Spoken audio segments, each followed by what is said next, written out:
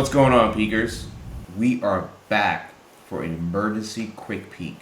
Myself, James, yours truly, and our favorite editor behind the scenes, Mike. What's going on, Mike? Not much. I am so excited to talk about Obi-Wan, man. This show hit me like a lightsaber right in the feels. Ooh, not like the hands, not like the hands. By the way, quick shout out to members of the armed services and, more importantly, their families who actually are there for them to support them during peacetime and war times. Yeah, thank you for your Now, service. for sure. Let's talk about the Obi-Wan Kenobi show streaming right now on Disney Plus. 2 episodes, episode 1 and 2. Mike, so unlike Chris who will be coming down with like plot by plot, beat by beat, scene by scene, let's just go with your first gut reaction of you watching those first 2 episodes. Before we get started, does anyone want to get out? You've heard of this. You've seen this, right? You know what that is. It is unavoidable. It is your destiny. Is this not why you are here? Do or do not. There is no try. Knock that shit off. So yeah, like I said, man, that those 2 episodes they hit me right in the feels, especially when Leia's theme kicked in and they showed little Leia. Because at first I was like, all right, are we just gonna be like on Tatooine the whole time again? No more sand. No more sand. It's coarse and it gets everywhere. Like, enough. Hate sand. So I was like, yeah, we're just gonna focus on goofy little Luke who can't pay attention. Poor boy's got ADD. He can't pay attention. He does have ADD. He had one toy, jumped to another toy. Makes a lot of sense. I love the callback though when Obi-Wan brought him the little thing that he plays with in episode 4. In episode 4, New Hope. Yeah, that's another Easter egg. You caught that. Good. So I love that. But by the way, full spoilers, fans. Full sorry, if you haven't seen it yet, go. What are you waiting for? Like, if you're a Star Wars fan, what are you waiting for? There's no excuse. I know. So, Mike, go ahead. Your gut reaction. Yeah, so when they cut to Alderaan, and I was like, oh, cool, we're going to actually get to see some Alderaan. Not just we're a peaceful planet with no weapons, and boom, they're gone. You know what I mean? Alderaan's a beautiful planet. I love the design of Alderaan, for one. And then they cut to Leia's theme, and I was like, oh, little Leia. I was like so excited because we get to see some more backstory of her growing up, and not just Luke. Yeah. And the actress they got, I think, spot on. She did such a great job. And Ooh, you and I are gonna differ in a little second, but go ahead. Yeah, you don't think so? I think she did a great job. Go ahead. But I think the character is well written. She's like that perfect. She seems like that blend of Padme and Anakin, like that right combination. So. But that was your entire first gut reaction? No. I mean, I was just, after I watched it, I was just like, yeah, give me more, you know? Okay. So, I mean, there's so much to talk about with the Inquisitors and Obi-Wan. So let me put my Nanjiani. Let me pretend I'm Chris with the Batman figurines behind me. So the pacing of the first 2 episodes to me was a little bit weird. I love how they started the entire series with a recap. Mm-hmm. And it wasn't like a recap from like any other Disney Plus show. Right. It was a recap from the iconic and canon prequel series. Right. Which to me, I'm so glad I hit skip recap because I was like, well, why are there no recap in the first episode? Mm-hmm. So my gut instinct was like Deborah Chow, who's the director of who's the show creator, had a vision. And I knew that no matter what's going to happen watching the first 2 episodes, that there's a vision in place. We may or may not agree with it, unlike the trilogies that just came out recently, whatever. Mm-hmm. And as I kept watching the show, my issues with the pacing was one thing, but I love how much passion they gave to Ewan McGregor as the actor of Obi-Wan, and all the other supporting actors. Even Uncle Owen had a moment. The new cast who played the Inquisitors from Rebels. So my gut reaction is like, I feel confident that this show is in great hands. We got 2 episodes. We're going to nitpick it in a real quick second. But this show to me was probably better than anything I've seen from Star Wars, including Mandalorian. I hate to say that right now. I'm with you so far. They they tend to start throwing in filler stuff, and it kind of goes off the rails a little bit, like they did with Boba Fett, and Yeah, so I'm and a little worried. Mandalorian too. Yeah, and the Mandalorian. So I'm a little worried, but so far, fantastic. Let's get into the plot. Yeah, man. Let's unpack this. Let's unpack this mofo. Okay. Let's start with episode 1, because episode 1 really gave us an idea of what happened to Obi-Wan post Revenge of the Sith, prior to A New Hope, which is what the entire show's supposed to be about. Right, my man We got see PTSD, him living- man. PTSD, living on Tatooine, working on the Wagyu Salmon Ranch, whatever that is. So my first, I want to go first because I want to set the cadence here. I think the show right now, episode 1, is trying to give us an idea of what happened to Obi-Wan between those two shows. What made Obi-Wan between how he failed Anakin, the Jedi was destroyed, and then you see him in New Hope when he meets Luke in the cave, and he was like, hello there, all that stuff. There's a huge gap there. Right. And I think we're seeing a broken man. A broken man who thought he had the right principles and ideas, and it didn't work out. He lost his best friend.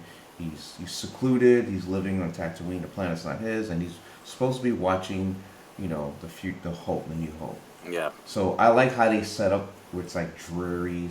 We've seen Tatooine so many times before. Obi-Wan has a full scraggly beard going, and he's like working. He's disconnected from the Force, as far as we can tell. He's not using any Force powers.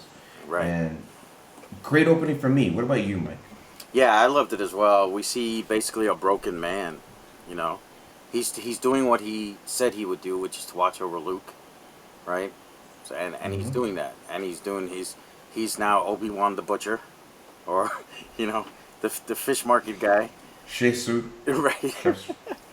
And, he goes to his job in the morning, he comes home, and then he goes to check on Luke, and he basically, sits there in meditation and then goes to sleep, I guess. So, yeah, we definitely see a man who realized his failures and definitely does not want to repeat that with Luke, right? And wants to stay hidden, and then right after that, we run into another Jedi. So yes. So we see another Jedi. So I forgot to mention to our audience that the entire show, after the recap, breaks up into what happened to Order 66 with the younglings. I like how they set the tone. Like, this is going to be a serious show. It won't be anything we've seen before. Yeah. So we've seen a broken man. Now let's fast forward a little bit where we get to see a cameo, which I was not expecting to see. Trailers did not leak this at all. Reddit did not leak this at all. We get a young Princess Leia. Yeah. Who now is like living her life, a little bit tomboyish, a little bit like petulant, royalty still, and she's going through her thing. So this is where I think you and I are gonna not beef, but contest a little bit. All right. I did not like the actress. No? I did not like the physical stuff that she was doing, but I love the character of the young Princess Leia, and I love what they wrote for her.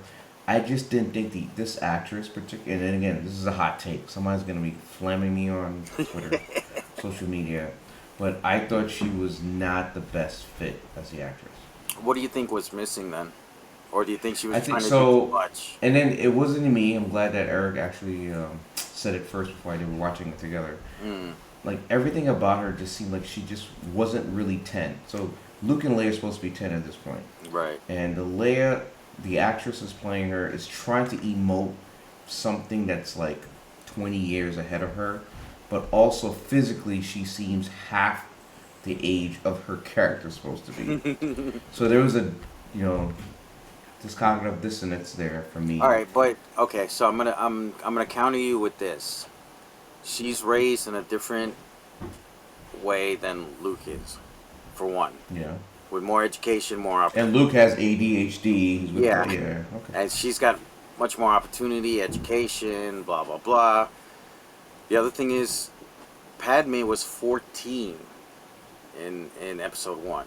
And look how she was. True. Only 4 years older, right? So, I don't know. I could imagine that a 10-year-old Leia would be close to a 14-year-old Padme. So that's all I'll say about that. That's a very good point. All right. So we fast forward a little bit to the Inquisitors.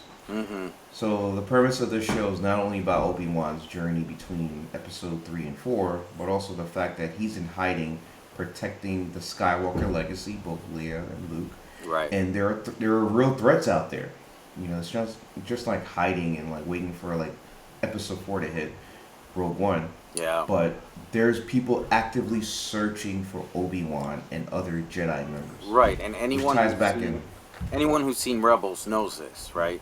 Yes. Like, this is not new. So if you're a So not everyone. I realized recently that everyone's watched Rebels or Clone Wars. Right. Some people just strictly watch the movies, and that's it for them.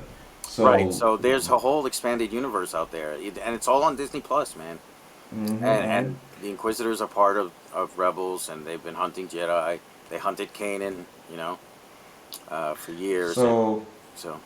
me seeing Inquisitive live action, and we talked about it during the trailer. Mm. I thought it kind of scaled back a little bit because they seem more threatening and menacing in Star Wars Rebels. Right. Live action, not so menacing. And then we get introduced to a new character, Third Sister. Yeah. And I don't remember the actress's name. She. By the way, is Moses Ingram. point her of name is- information. What's that? She's been getting a lot of flack on social media, and I hate this. Like Star You know, Wars man, fans and fandom, you you know, cannot attack actors and actresses who are playing a character I know. as I a don't get it. job or a living.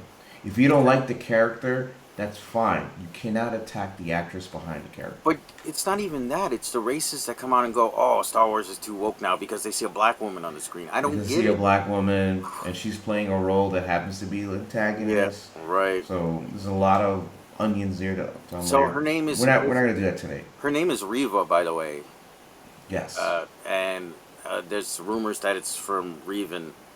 That's based on, that's where they got Yeah, it. Revan and the books are no longer. Yeah. But there's also rumors that she was one of the younglings in the beginning of the show, trying to escape. the Jedi That's Temple. interesting. I hadn't thought about that. I Yes. didn't notice that. A lot of rumors out there. makes sense, and though. I That would agree. make sense, I agree yeah. with that Yeah. because at one point Obi-Wan was explaining to I forget whom, to actually Leia, Inquisitors. They turn against some of them turn against themselves to hunt their own. So Reva Right. can actually be one of those younglings who escaped and realized the Jedi was wrong, or the Jedi did her dirty, and now she's going on to hunt them. That She would has a probably personal explain vendetta. her desire to impress Vader so much and want to get Obi-Wan so bad. All that right, makes so sense. perfect segue to episode 2. Yep. So episode 2 finds the fact that Leia is kidnapped, and at first you're not really sure why she's kidnapped. Maybe it's royalty, ransom, economics.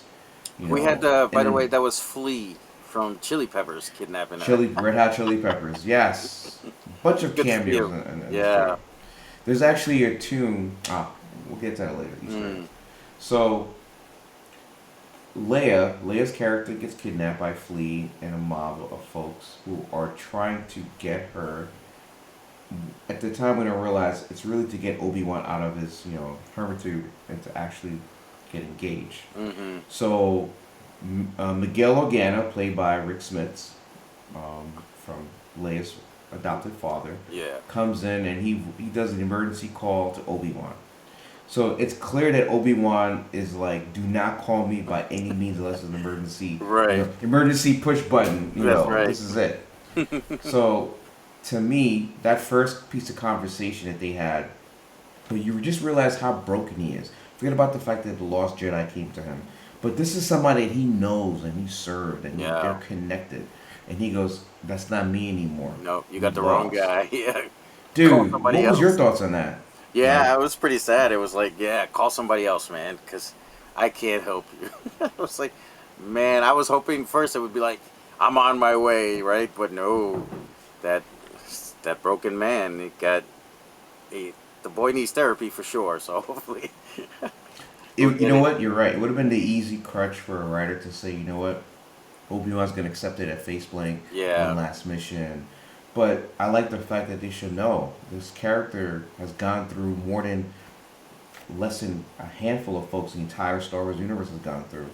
And yeah, I you mean, realize it basically it took so much convincing. It basically came down to you're my only hope, for him. So that conversation he had with Miguel Organa, Yeah. to me, here's my thought. I think that the fact that Yoda told him to take Luke to Tatooine and look after him, and then Leia will be with the Organas, it gave Obi-Wan a reason to say, I quit. Because Right. my real mission is watching this kid. Meanwhile, he's not really doing much. No, he doesn't have to Going through his because life. Lars, Yeah. who we need to talk about as well in a bit, but you know, Yeah. Lars and Brew So have. if call to action, Yeah. Obi-Wan can always use the excuse, no, I'm not getting involved because I gotta protect this guy Luke, right? Right. That's his excuse, his default Yeah. excuse. But in reality, he doesn't want to get involved because of he's got loss, he's got PTSD, all this other stuff. So he first gets challenged on this with Lars. Perfect segue, Mike.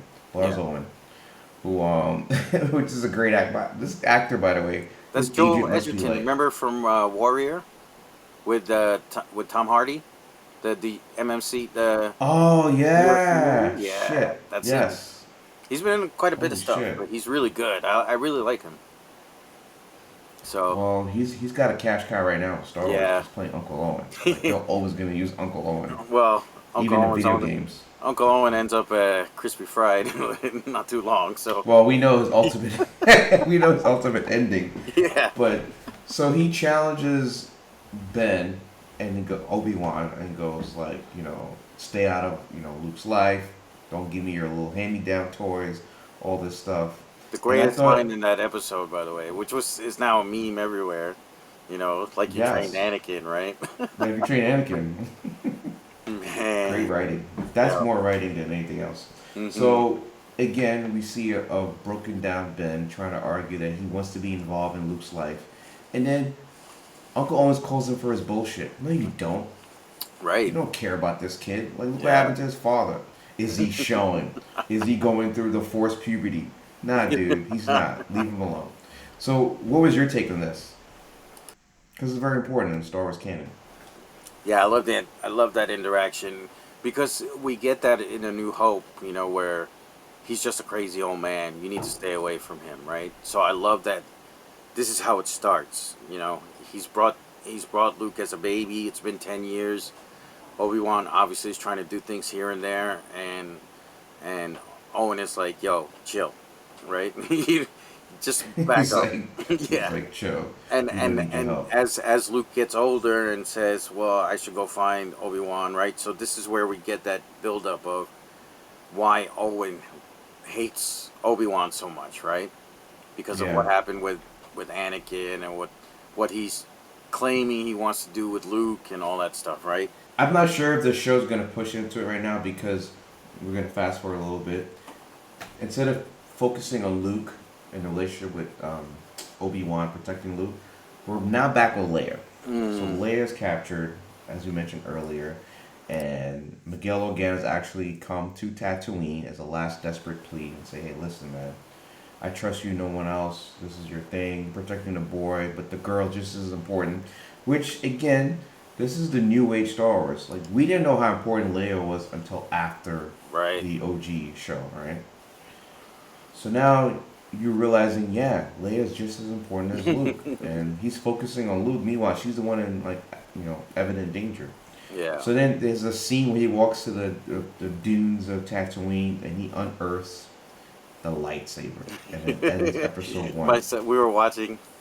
And my son goes, "How the hell, in that big ass desert, did he know where that lightsaber was buried?" So here's what I said too, because Eric asked the same question, and I said, dude, he created both lightsabers.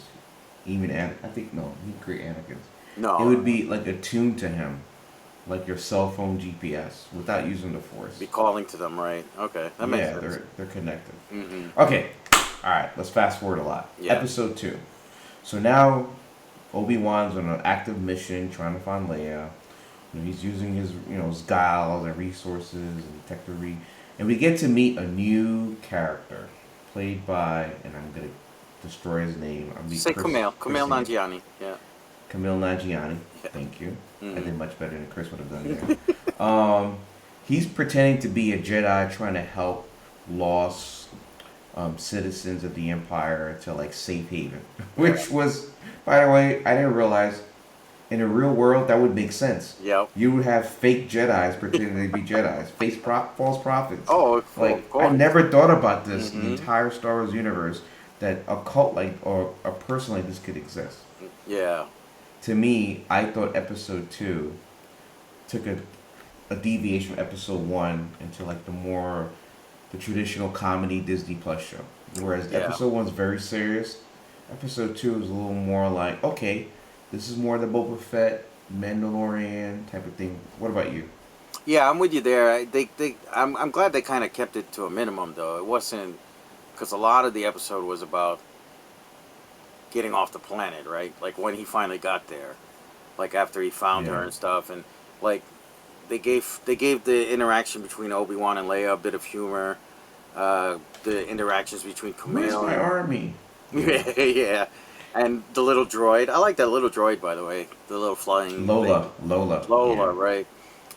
And there was a bit of humor between. Another toy, by the way. Another toy. Oh, it's You know already what it out. is. You know it's out, right? The toy. Mhm. They're selling it at Celebration already. Man, anyway. So yeah, Kumail, like, I mean, he's a stand-up comedian, right? So you know he's gonna bring the funny whenever he's cast. Like he did in Eternals, he brought a lot of funny, right? So. I wasn't surprised, and once I heard he was cast, I was like, okay, we're gonna have some humor.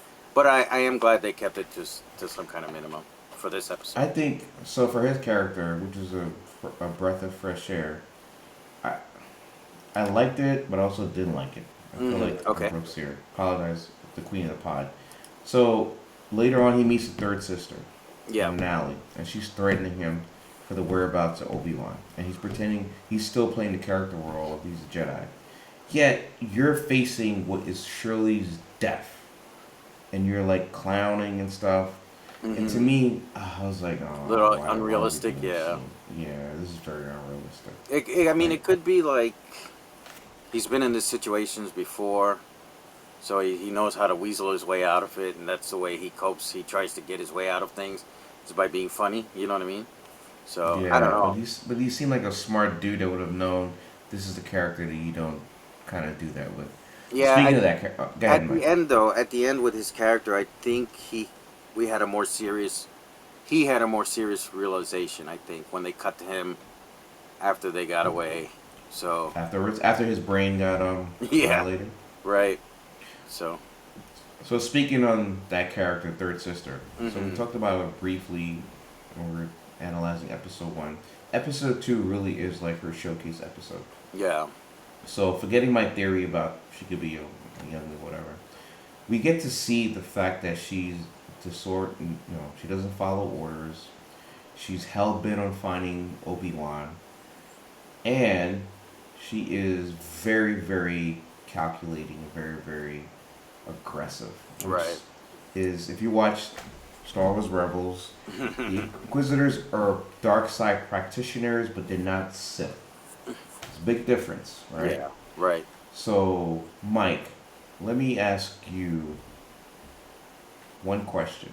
Mm-hmm. Did you think her character, Reva, episode 1 and 2, but mostly 2, filled the role that you were looking forward to see as an antagonist?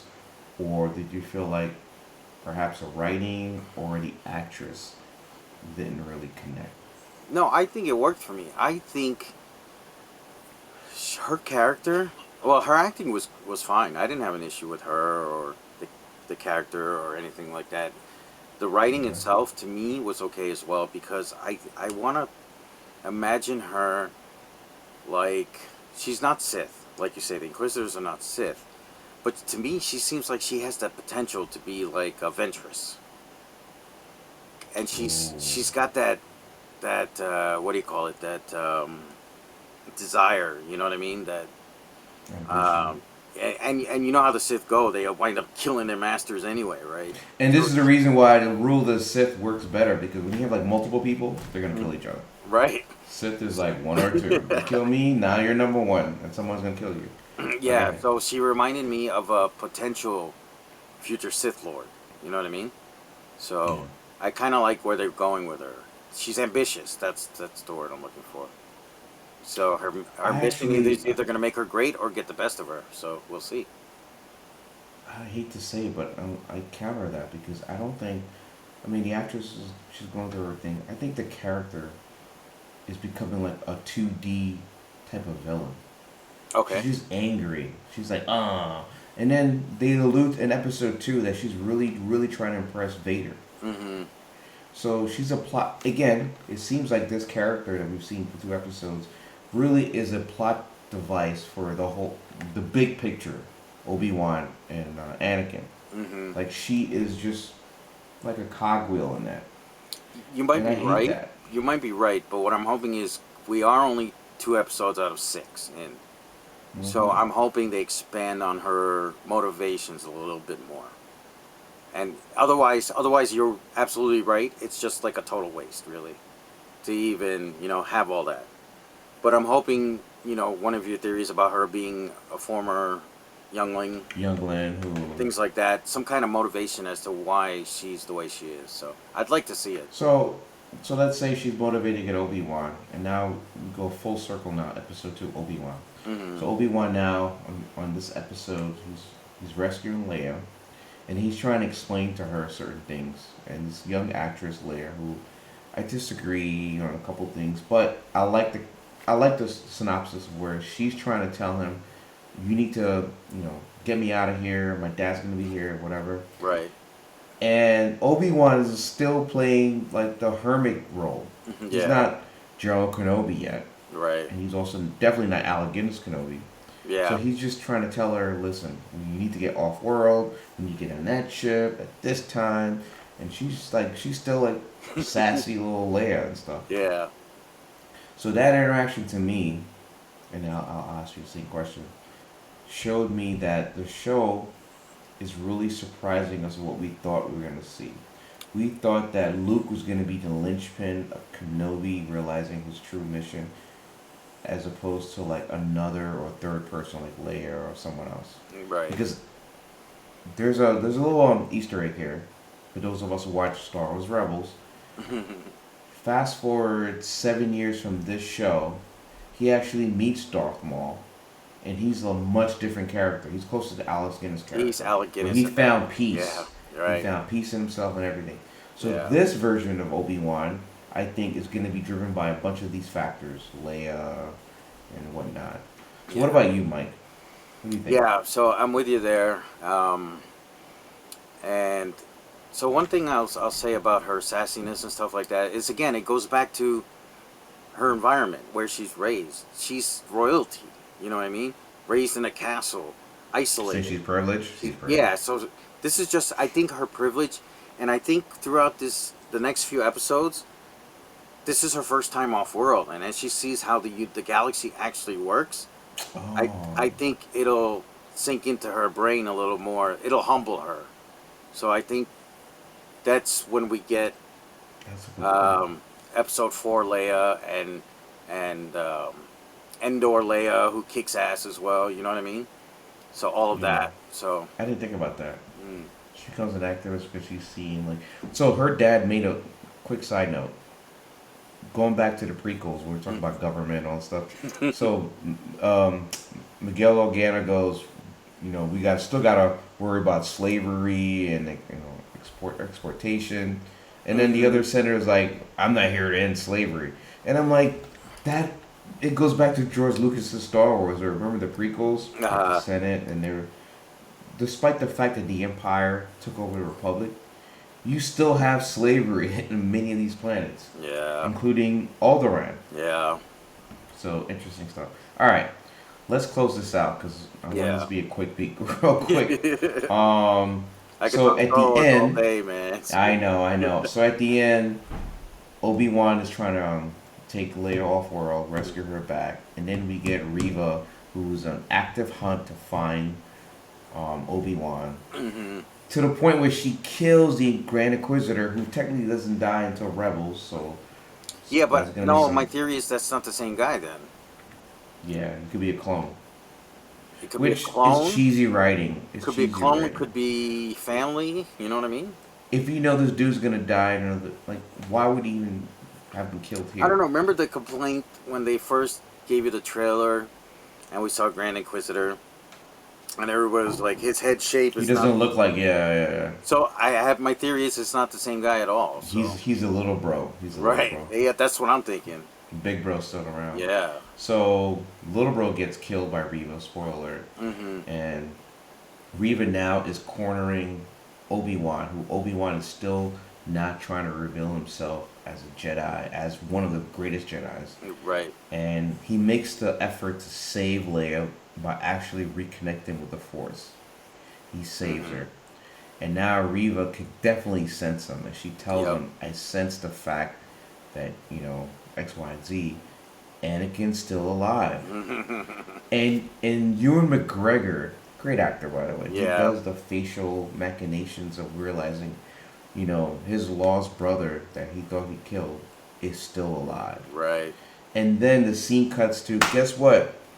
I'm not sure it was Hayden Christensen in that scene. But it's supposed to be Vader. I imagine it was, yeah. Yeah, because we know he's in the show. Yeah. So I imagine that's him in the back to tank, right? So In the back to tank. And then you hear the Vader breathing. To me, that was the best moment of those first 2 episodes. So I'm wondering... Am I fanboying? You tell me. No, I'm with you there. But I'm wondering, did Vader sense... As soon as Obi-Wan did his force grab with Leia, did Anakin go, fuck? I think he did. I think he spent 10 years controlling the fact that he's not... And that's why Qui-Gon couldn't talk to him. Right. He kept saying, Master Qui-Gon. Oh, that was another thing, too. Yeah, he kept calling for him, and I'm hoping... Yeah. Liam Neeson. He can't talk to you if you're not connected to the Force. So I think that's why he's isolated. So because he's that's what I'm like Spider-Man 2. Remember Spider-Man 2? He lost his powers because he's mentally. Yeah. Go ahead.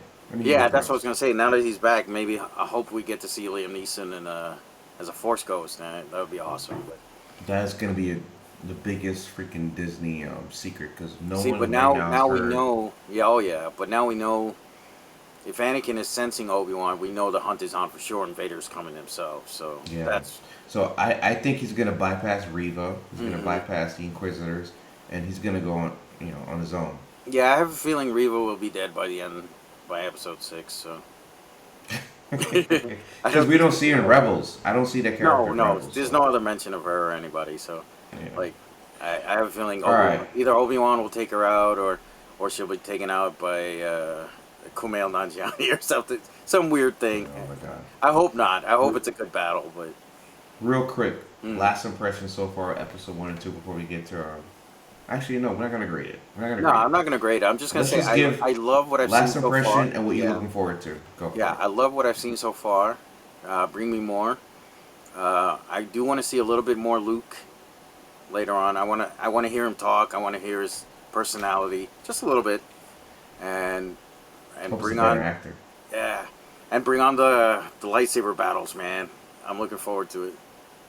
So. I think for me, I agree with you. I do want to see a little Luke, but I'm happy with seeing more Leia. Yeah. And yeah, dude, there's a part of me that I love Star Wars, and I love it when I get to see lightsaber duels. But I also love everything else. Yeah. Oh, I know. But I love the piloting. I love the technology, the aliens, the conversation. Oh, I love that too. Thing, yeah.